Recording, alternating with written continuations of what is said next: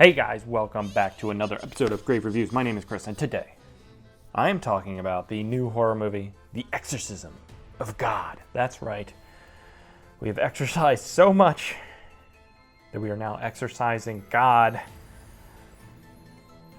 This movie comes to us from Alejandro Hidalgo, and it is about a priest who performs an exorcism at the very opening of the movie and perhaps commits, under the influence of this demonic presence, a terrible act that still haunts him 18 years later, where he is drawn back into performing another exorcism, and some hijinks ensue. The butler from Fresh Prince of Bel-Air even shows up to help out with some exorcisms. And yeah, this is an interesting movie, actually. I was a little torn on it for a while, because it has some really good, fun moments and just some ridiculousness too, as well to it. It is very melodramatic, which often gets a little old. It's just everybody's all high intensity. The drama doesn't really work for me, and so when the story focuses so much on it, it just becomes a little bit like eye-rolling. I get what they're going for with this movie, with some of the themes they're exploring that I kind of appreciate, by the fact that this priest has kind of rose to stardom within the Catholic Church, but he has this large amount of guilt weighing on him, and he wants to come clean about this so that he can, kind of feel at peace with himself or something. But the Catholic Church doesn't really want to hear it because he's a well-respected, well-liked individual, and that would hurt the church, the institution. And so there's a lot of criticism of the Catholic Church within this movie that I did appreciate. Now, the horror elements, the makeup effects, the special effects, they're all pretty good, and they're done up in over-the-top ways. Evil Dead-ish, just insanity in your face a lot of times. That was cool, and it's well shot, well produced movie. It looks good. The acting, it's hard to say, because like I was saying, it's so melodramatic.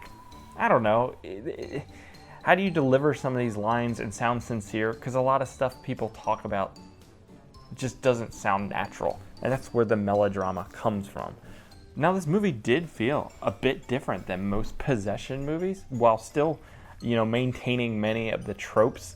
You have the crab walking from The Exorcist, but this time it's done by Jesus, because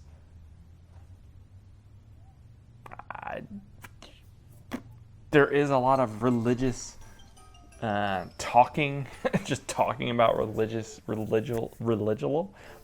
ideas that I'm not really familiar with. I'm not a church-going feller, as they call them, so none of that really stuck with me. And when they bring in Joseph Marcel, that's the guy who played the butler on Fresh Prince of Bel-Air, they introduce a bit more levity and comedy situations to the movie, which was a little bit out of place, but honestly kind of necessary at points too, because it's riding so high on its drama and feels so serious that those moments, they work better with the zaniness that we're seeing a lot of times, I think.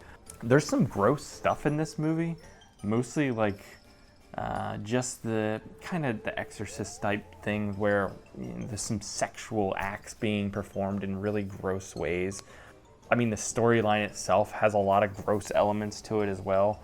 I thought it was a pretty breezy movie.